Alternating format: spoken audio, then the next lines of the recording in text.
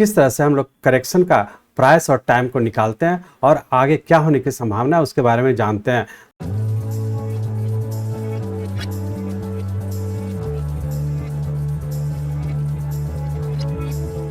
नमस्कार दोस्तों, स्वागत है आपका डॉक्टर संजय वेब के यूट्यूब चैनल में। दोस्तों, आज मैं doctor Sanjay Sinha, technical analyst working on neo web since last 27 years. आज हम लोग डिस्कशन करेंगे फिन निफ्टी के चार्ट पे।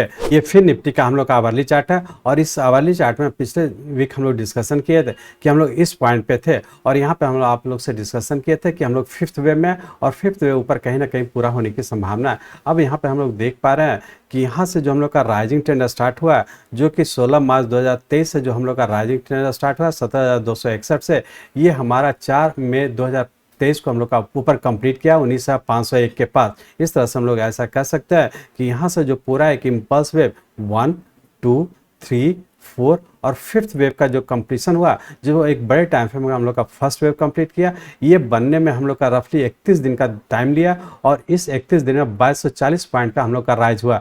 तो हम लोग ऐसा कह सकते हैं कि यहाँ से जो राइज हुआ एक 5 वेव के फॉर्म में ऊपर कंप्लीट किया और ये 5 वेव जो एक हायर डिग्री का 1 हो गया, इसका सबऑर्डिनेट वेव को हम लोग यदि देखते हैं तो यहाँ पे हम लोग देख पा रहे हैं कि इस 1, 3 और फिफ्थ वेव में सबसे बड़ा वेव हम लोग का थर्ड वेव है। तो ऐसा कह सकते हैं कि ये इम्पल्स वेव का subordinate wave third wave extended wave है।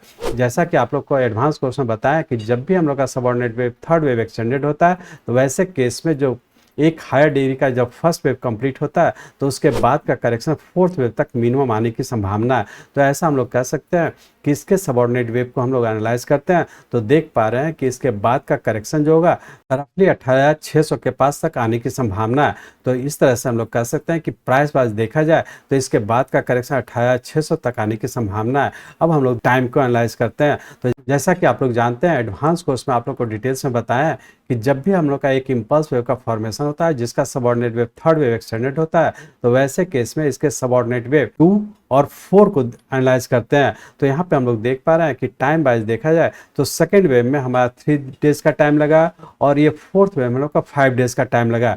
तो ऐसे इस टाइम को एनालाइज करते हैं तो हम लोग ऐसा कह सकते हैं कि इसमें चूंकि फोर्थ वेव में हम लोग का ज़्यादा टाइम लगा तो इसके बाद का जो करेक्शन होगा मिनिमम 5 डेज तक रहने की संभावना है।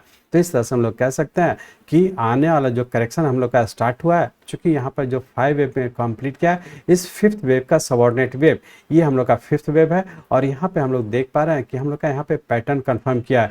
चूंकि इसको पैटर्न कंफर्म किया तो हम लोग ऐसा कह सकते हैं कि इसको एनालाइज करने के लिए किस पैटर्न में कंप्लीट किया तो इस आवरली चार्ट को हम लोग कन्वर्ट करते हैं 15 मिनट चार्ट में और ये एनालाइज करने का कोशिश करते हैं कि हम लोग का सबऑर्डिनेट वेव यहाँ पे जो फॉर्मेशन है वो किस तरह का हुआ और आने वाले समय में क्या होने की संभावना है। तो चलिए हम लोग सबसे पहले चलते हैं 15 मिनट के चार्ट पे। ये हम लोग का 15 मिनट का चार्ट है। इस 15 मिनट के चार्ट में देख पा रहे हैं कि हम लोग का यहाँ से जो राइज हुआ 5 वेव में कंटिन्यू किया और इस फिफ्थ वेव का भी सबऑर्डिनेट वेव का फोर्थ वेव हम लोग का इस पॉइंट पे था और यहाँ से हम लोग का फिफ्थ वेव का फॉर्मेशन हुआ।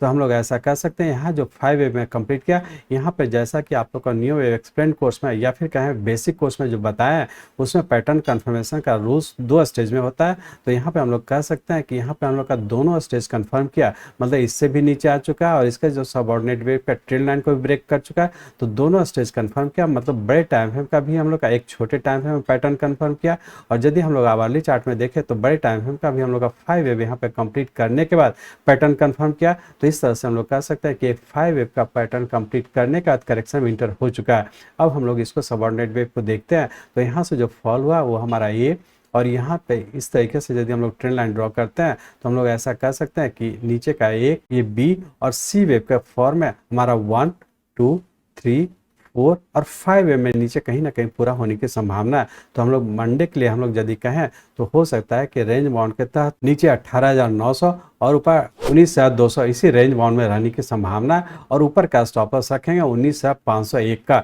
इस स्टॉपर्स को ध्यान में रख करके जब भी ऊपर जाता है हम लोग शॉर्ट करके चलें या फिर यदि आपका पहले से लॉन्ग पोजीशन है, चूंकि यहाँ पे पैटर्न कंफर्म कर चुका है तो यदि लॉन्ग पोजीशन बना हुआ तो यहाँ पे आप प्रॉफिट बुक करके एग्जिट होने का कोशिश करें। चाहे तो आप शॉर्ट भी कर सकते हैं। तो ऊपर का स्टॉपर्स रखें 19,501 का। इस स्टॉपर्स को ध्यान में रख करके जब भी ऊपर जाता है शॉर्ट करके चलें। नीचे पे आता है चूंकि करेक्टिव फॉल होगा तो नीचे के लेवल पे आता है तो प्रॉफिट भी बुक करने का कोशिश कोशिश करेंगे। तो इस तरह से हम लोग कह सकते हैं कि मंडे को हम लोग का एक छोटे से रेंज बाउंड में रहने की संभावना है। रेंज बाउंड के तहत जब भी ऊपर जाता है आप प्रॉफिट बुक करके एग्जिट होने का कोशिश करें, या फिर चाहे तो आप शॉर्ट पोजीशन बना करके ऊपर के स्टॉप लॉस को फॉलो कर सकते हैं।